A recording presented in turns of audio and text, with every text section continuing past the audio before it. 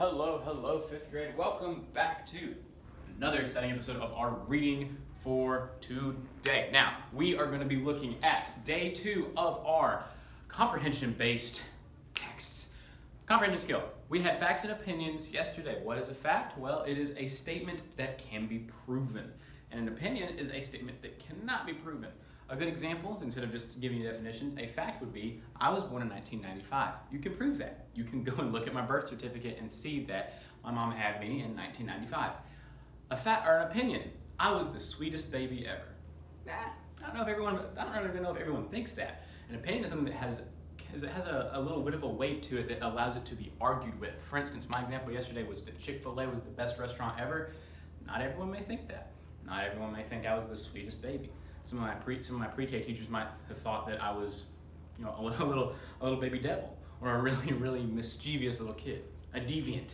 So, anyway, that was our facts and opinions lesson yesterday. But today we're going to be looking at the actual text itself. The text this week is Satchel Paige, and just from my prior knowledge, I know about Satchel Paige just as a baseball player that played way back in the day. But we're going to read a story about him today. I'm going to be reading it to you nice and slowly. This is on Pearson Realize, so if you want to follow along with me or reread the text after I've read it, feel free to do so. We're going to read through the whole text and then go back and talk a little bit about the things that we see. I'm going to try to read through it all and then stop once I am finished. We have a total of 2, 4, 6, looks like about 7 pages total to read through. I'm going nice and slowly. Without further ado, here we go. Leroy Satchel Paige earned his nickname as a young man. He carried suitcases, satchels, for passengers at Union Station in Mobile, Alabama. And it's cool because, we're in Alabama. Pretty neat. Now, Satchel was a natural athlete. People said that by the age of 10, he could outpitch grown men. So in 1923, at the age of 19, he decided to earn his living as a baseball player. In those days, baseball was a segregated sport. African Americans were forced to play in their own leagues, separate from whites. Here we go. As a semi-pro pitcher, Satchel developed his own unique style. He'd pick up a tip here and there, but his satchel spin on it and his polish brought with it a brand new game. Satch began to think of all of his pitches as his children. His pitches were precious to him. He had the hesitation, was his magic slow ball.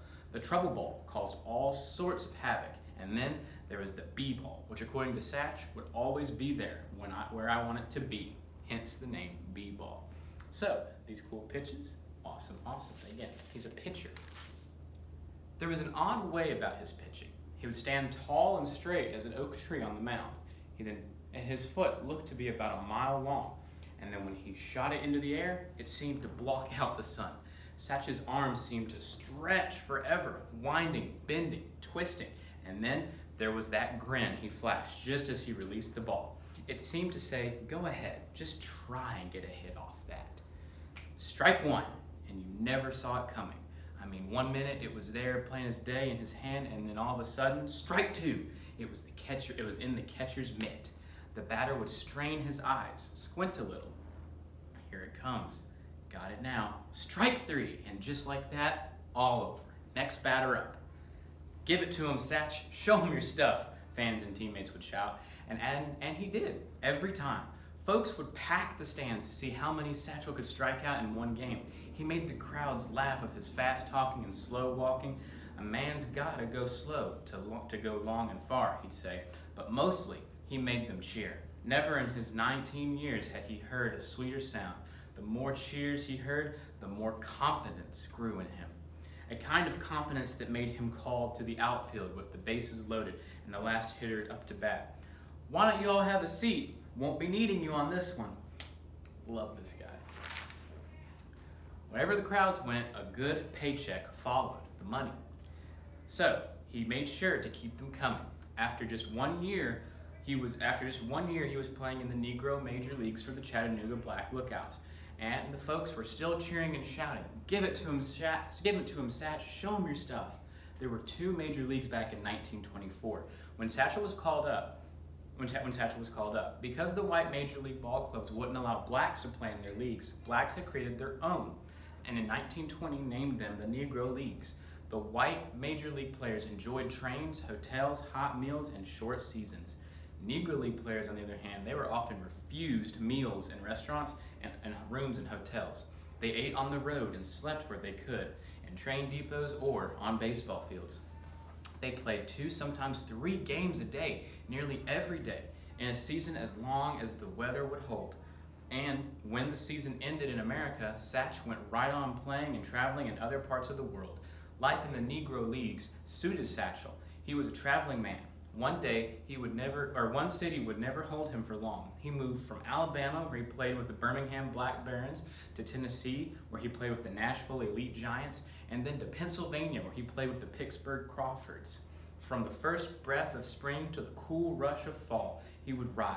Sometimes he joined his teammates on rickety old buses, bumping along on back roads studded with potholes so deep players would have to hold on to their seats and stomachs just to keep from spilling into the aisles.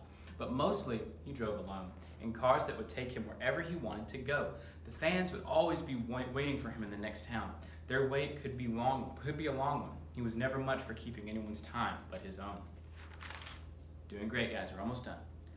Once he reached his mid-30s, the joys of traveling began to wear on him. He found himself longing for a more settled life and the comforts of home. In 1941, he finally found it in the warm smile and tender heart of Leoma Brown. Satch rested his travel-weary legs and happily began his second career as a husband and as a father. But even though he had finally found what he thought he had been searching for, it was only a year, before he took to the road again to re-find his true love, baseball. His family would have to wait. Satchel's teammates were in love with the game too, and out of that love grew the players better than anyone could ever dream. His teammates included Cool Papa Bell, a hitter who ran the bases so fast if you blink, you swear he'd never left home plate. Oscar Charleston, who was an outfielder who could tell just where a ball would land as soon as it hit the bat. And then there was Josh Gibson, who some said could hit a ball so hard and so far it would land somewhere in the middle of next week. But because of his powerful hitting and home run record, Josh was sometimes called the Black Babe Ruth, but many wondered if Babe should have been called the White Josh Gibson. That's pretty powerful right there. Back in 1923, when Gibson and Satch were teammates on the Pittsburgh Crawfords, they were considered a mighty powerful duo. Posters for the Crawfords read, "The greatest battery in baseball. Gibson guaranteed to hit 2 home runs, and Page guaranteed to strike out the first 9 men. Josh Gibson and Satchel Paige. Someday we'll meet up, and they will see who's the best," they would often joke with each other. In 1942, soon after Satchel's return to the road, they got their chance. So, that is the first part of today's reading. This is Satchel Paige and his story, who he is, what he does, and how baseball was changed by him. We got a little bit of a sneak peek into what's going to happen later on. Who knows what's going to happen? But what's cool is that this isn't a story being told out of like a fantasy story book. This is history. This really happened. Satchel Paige is a real person, or he was, a real pitcher that did a ton of great things for African Americans in the sport of baseball. This concludes today's comprehension for our day 2. When you come back on day 3, I'm going to have another read aloud to do the second part of our story, and you will have an assignment on day 3, but no assignment today for comprehension. Today is just listening to the story. Hope you guys have a great rest of your day, and I'll see you in the next video.